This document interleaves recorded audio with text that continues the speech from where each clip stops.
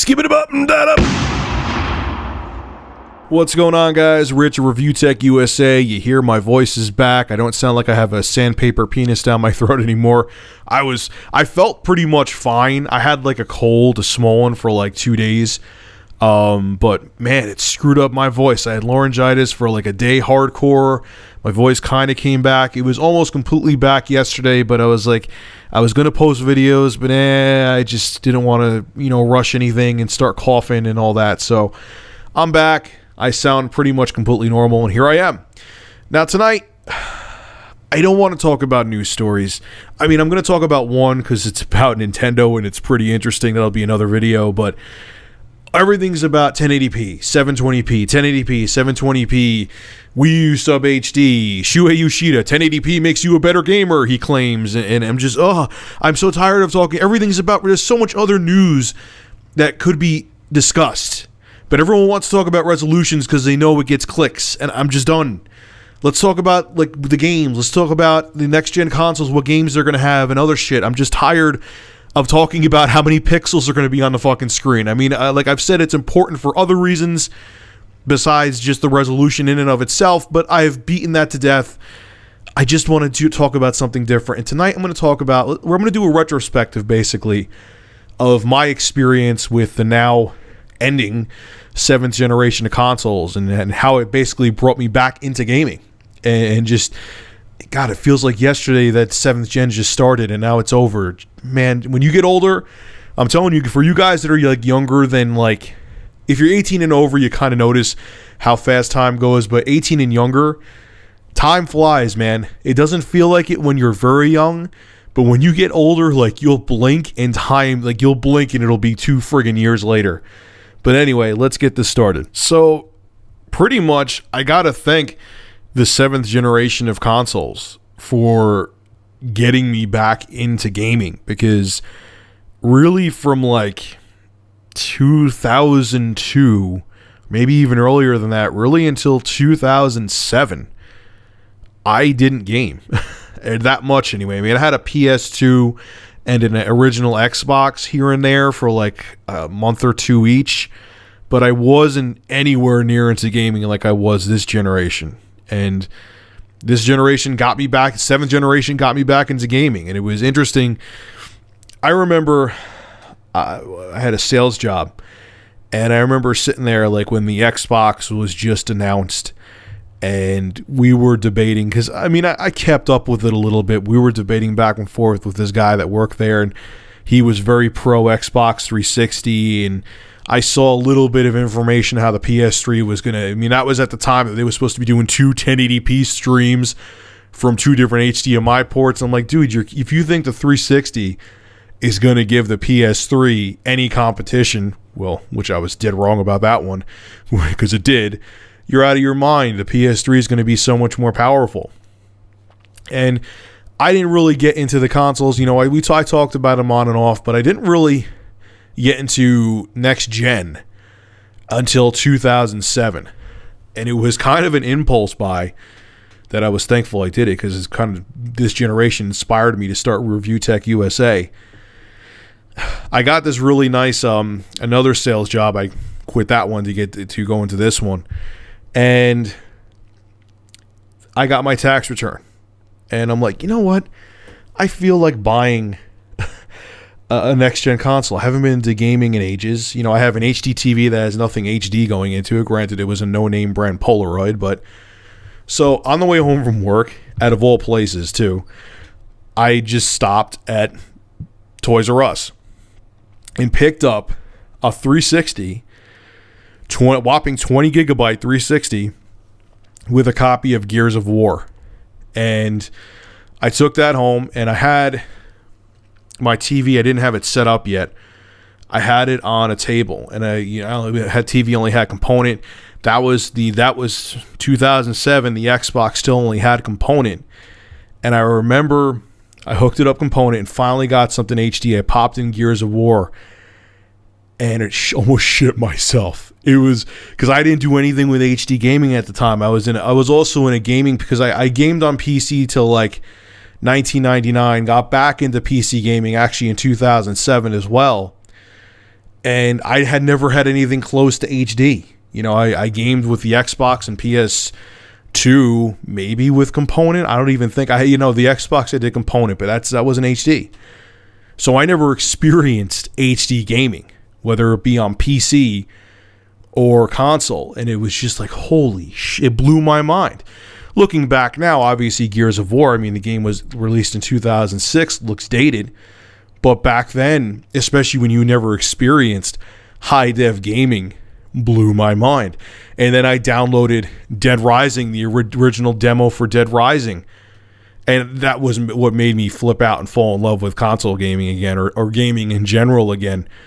I thought it was insane. I'm sitting there like in a Speedo, killing zombies with a lawnmower. I was like, this is insane. I felt almost as excited about gaming at that time as a little kid, because I was out of it for so long and so much changed and so much evolved, and seeing gaming in HD, getting on that HD bandwagon was, even though I was an adult, it kind of just blew my mind because everything changed so much.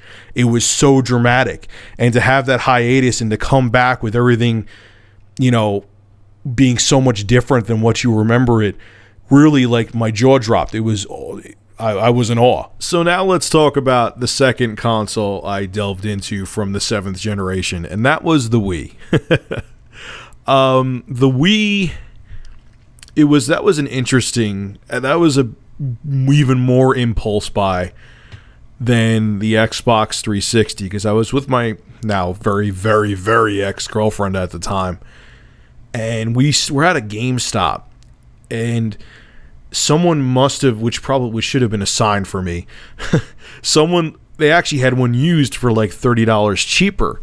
And the guy said, dude, this guy just brought this back. I mean, he had it for like 2 days, and he traded it in used, or it was like a whatever. There was some story behind it. It was used, but the guy didn't even really use it. He barely had it, and the thing was, it was brand new. When I unwrapped it from the cellophane, because they didn't have it in the actual box. Like, there wasn't even that shiny plastic, which showed a lot of scratches on the Wii. You didn't see it, anything. It looked like the thing was never used. So whatever. I was like, I said to my ex at the time, I'll keep her name out of this video because she's a freak. I was like, will you play Wii? Let's try this out. It's all the motion thing with the tennis and all that. And she was like, yeah. And we brought it home. And I'll say, man, I had that, honeymoon thing that everyone had with the original Wii, where you played Wii Sports and it was the shit. When you played Wii Tennis, it was fun, and baseball was fun. But then when you kind of realized that you didn't need to do the motions and you could just kind of flick your wrists, you realized and I'm not saying the Wii didn't have great real games on it, it did. But at the time, most of it just felt like a damn gimmick. And I'm like, I just got over it, and I'm like, God, this sucks. This is stupid. I'm playing standard def games, and I'm sitting here wagging my hand around like an idiot. And I had it for 2 weeks, and honestly, I brought it. I think they actually let me return it. I don't know. We're going back like almost 6 years now. But that was my very short relationship with the Wii. I know it had other great games. I have a little brother who he had a Wii when I would visit him. I think we played GoldenEye on it, which was fantastic. I know the Zelda games were great on it. And I know they had a awesome Castlevania. They had the Adventure Rebirth, which I played that to the end, and I got to the final boss and I couldn't beat it even on easy, which pisses me off because I've beaten a lot of other Castlevanias, but that's besides the point. So my relationship with the Wii was very short-lived because it just didn't catch me, and I was disappointed because I'm still a big fan of Nintendo, but I tell it like it is.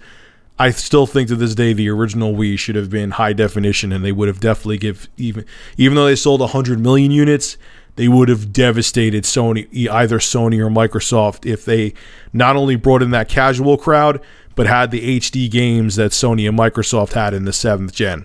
But spilt milk now, too little too late. We're already in the 8th generation. Now, the PS3.